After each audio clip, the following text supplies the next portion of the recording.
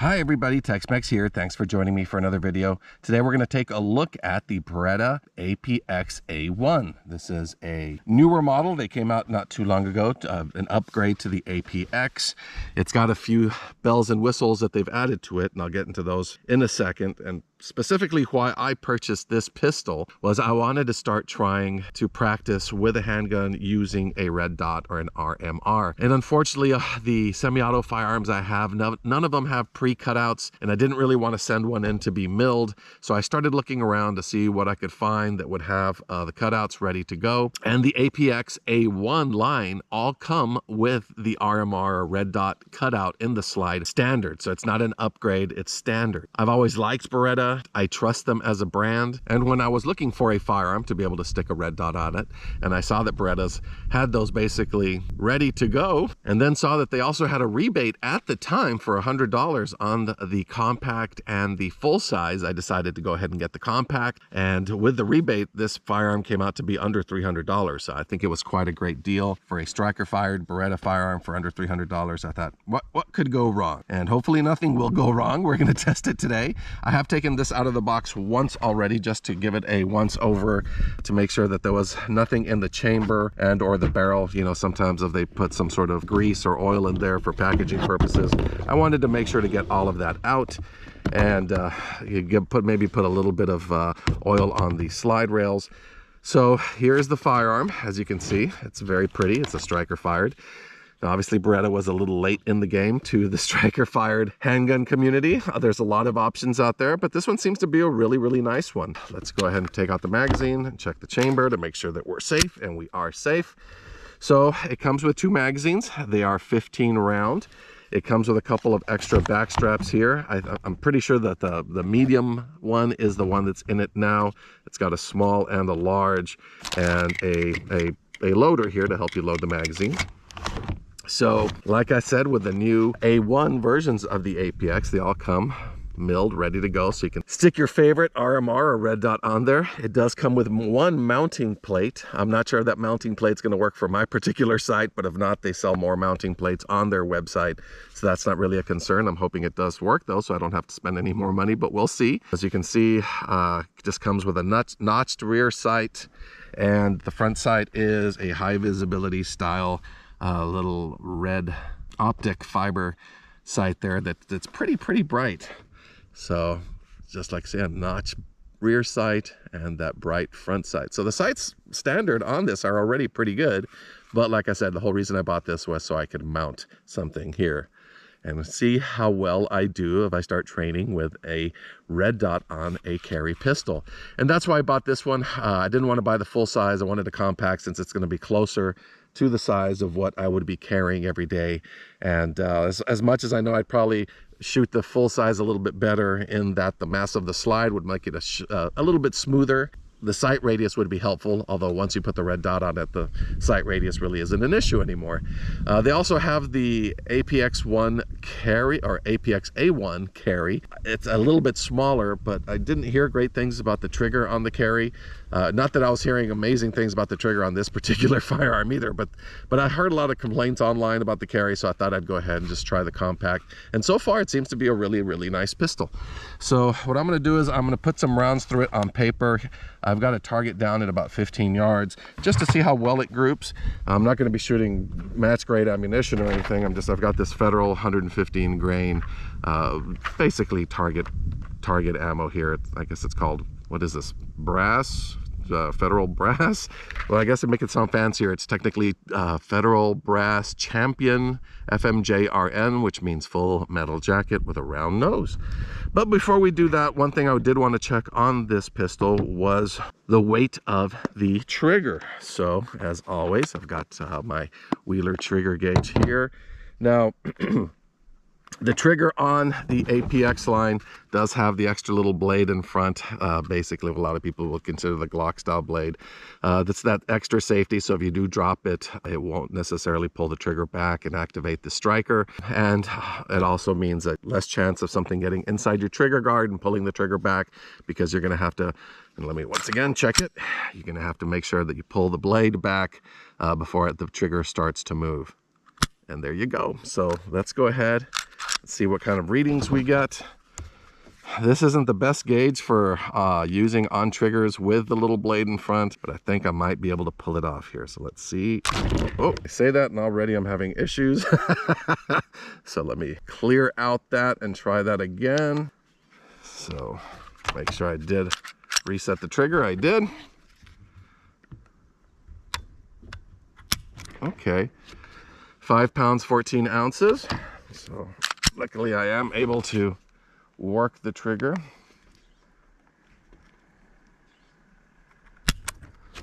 Six pounds, 8.5 ounces. So not amazingly consistent, although I haven't fired this at all. So this is brand new out of the box. I'm sure once it breaks in a little bit, it'll probably get a little more consistent. Well, let's try that again one more time here. See if I can do it right. It's just I have to be able to pull that blade in. There we go.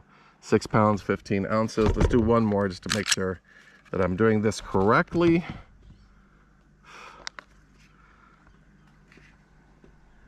Oh, yeah, it's really hard to use this on bladed triggers. There we go, 6 pounds, 12 ounces. So yeah, it seems to be a relatively heavy trigger. I don't know if that will improve as I shoot this pistol. And I don't know if maybe this trigger gauge is overvaluing the trigger weight because of that blade. It's hard to tell, but it's the only trigger gauge I have, everybody, so I apologize if it's not the exact right weight on the trigger.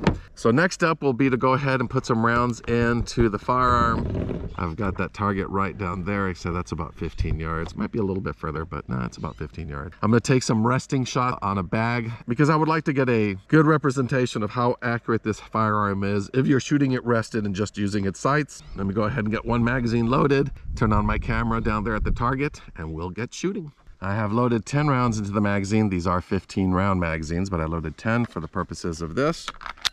Let me go ahead and put my ears on, and I'm going to slowly squeeze off these rounds and see how well I can group them at 15 yards. Now, first off, that medium size backstrap does seem to fit my hand well. You can see I have a really nice grip on it, so I'll probably end up leaving that one on. And these are the first shots out of this handgun. Okay, these sights line up real nice. The rear sight has some serrations on it, I guess to avoid glare, but there's no dots or anything. And it's a square notch, and then you have the front red sight.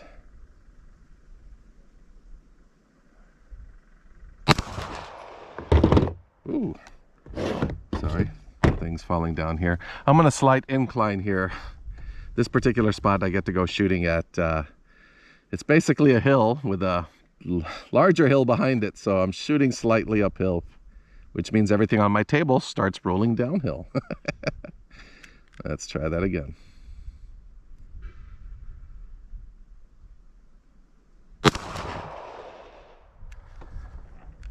Can't see where I'm hitting at this distance.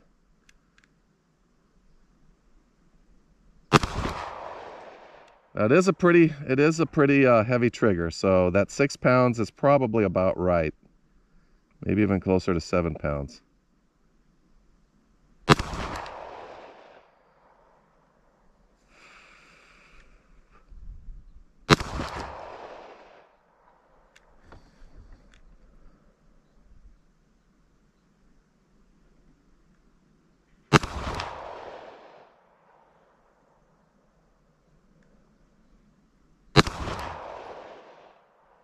Yeah, I'm having to actually almost use the knuckle of my finger to pull the trigger because it is heavy.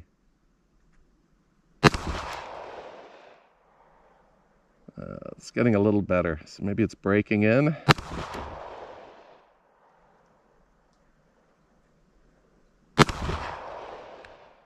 And that's 10. Now, something I want to show right now is the trigger. It's got a little bit of take up before it breaks. So here I'm showing it's empty. So pull in the blade and it feels like there's a wall there, but then it just breaks. Let's look at the reset. So it's a really short reset if that's the thing that bothers you. And once you hit the reset, there's no travel. It just breaks. Yeah, see, it just breaks. A little bit of reset, and then it breaks. Let me go ahead and let it go all the way out again, just because I felt a couple of those times I was pulling the trigger, I felt a little bit of travel after the original wall that you hit. But yeah, I'm not seeing that now. So pull it back, you hit the wall.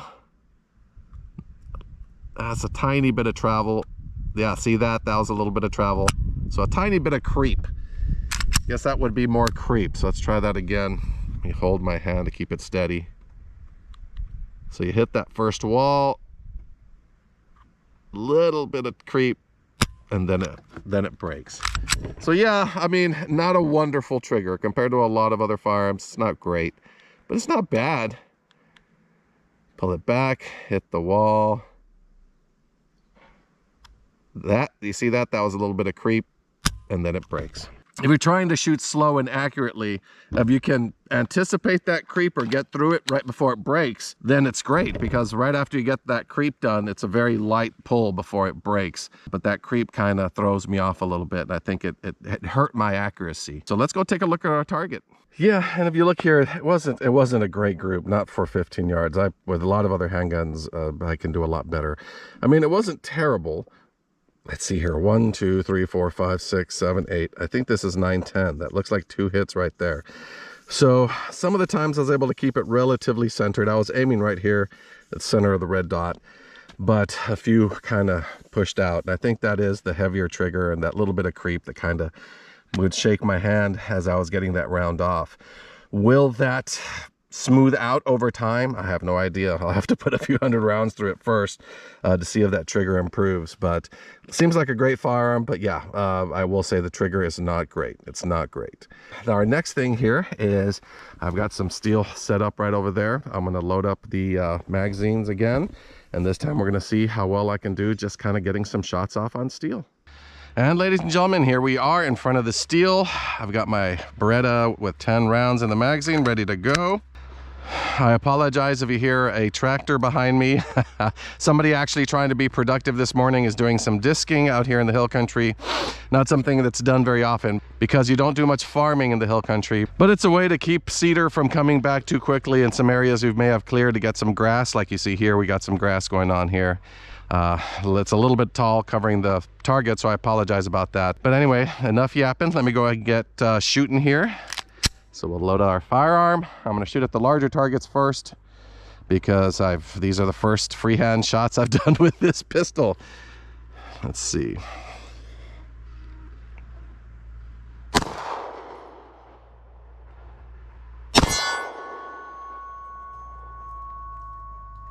Okay, that first shot I missed. Second shot was low and to the left, so I must be squeezing.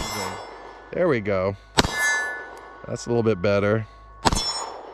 Yeah, I'm still squeezing a little bit. So you can see I'm hitting to the left. Yeah, not great. Not great. I don't feel myself pulling the shots, and I don't feel myself squeezing the grip. I just think this trigger's a little bit heavy, and I'm having trouble getting accustomed to it. But here I got another set of, well, another magazine filled with 10 rounds. Let me see if I can adjust my grip a little bit here. I use quite an aggressive grip.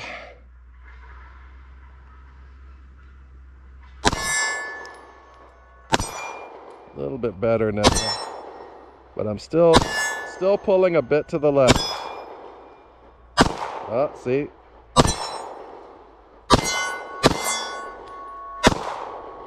Yeah, not great, not great. That trigger just, it's kind of heavy, and it's causing me to pull my shot a little low and to the left, which is, as many people who do pistol shooting know, it usually means you've got too much trigger finger, or you're pulling the trigger too much, or you're squeezing your hand as you're pulling the trigger. I'm not squeezing my hand. I'm almost positive about that. So I think it's just the weight of the trigger getting me to go off target a little bit. So let me load up one more magazine. This is fun anyway, even though I'm not doing great.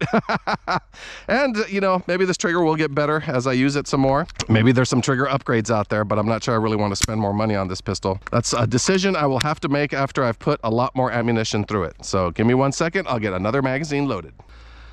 Okay, so let's try that again. Another magazine here. Might try to change my grip a little bit. I don't usually like putting my finger in front of the trigger guard. I think that's sort of a sloppy hand grip, but I may do it here just to see if it keeps me a little more on target. Nope. Oh, there you go. I'm getting a little more in the center now. Yeah, trigger seems to be getting a little bit better.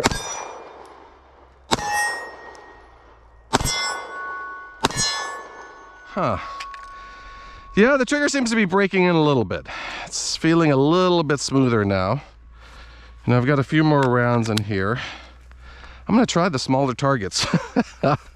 Let's embarrass myself right before we end the video by missing a bunch at the smaller targets. Let's see what we can do here. Oh boy. Okay. Yay!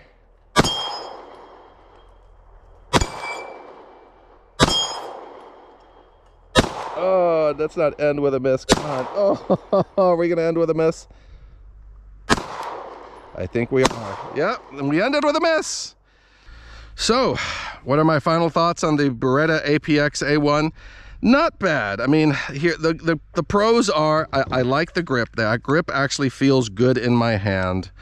The cons are the trigger. It is a very, very heavy trigger, and it seemed to get a little bit better near there, there near the end, but still not great. And will it improve after I put a few more 100 rounds through it? Quite possible, quite possible. Another pro, obviously, is that it comes pre-cut ready for a red dot. I like the standard sights. Another con, it's kind of bulky. It's a little thick here. It's probably about the same as a Glock. I doubt the slide is much thicker than a Glock. It just appears to be, and I don't know if that's because this frame is so small that it makes the slide look bigger. but yeah, it does seem a little bit blocky. But function-wise, it worked well. But yeah, that trigger, like I said, it's just, yeah, it's just not great. So I may do a little research on that. I don't know if maybe there's a spring I can switch out, or maybe if it's just going to smooth out over time. Kind of like CZs. A lot of my CZs started with a lot of creep up front, but as you shot it, and I guess the surfaces started to kind of smooth out, that got better. So maybe that's going to be the case with this firearm. And I certainly do want the trigger to be a little better before I put a red dot on there, or else what's the point? If I got a red dot and it's got a horrible trigger, I'm not going to be able to hit anything with it anyway. But as always, thanks for watching for this beautiful made in Italy pistol. Quite economical, like I said, under $300 for a Italian made Beretta. That is very reliable, but certainly it's one you have to practice with to get used to that trigger. But it has a good grip, and all in all, compared to other firearms in the price range, I don't think you can go wrong with it. Complaints and all, I think it's still a good firearm. And as always, everyone, I hope you're out there staying safe, having fun, going to the shooting range, and I will see you in the next video.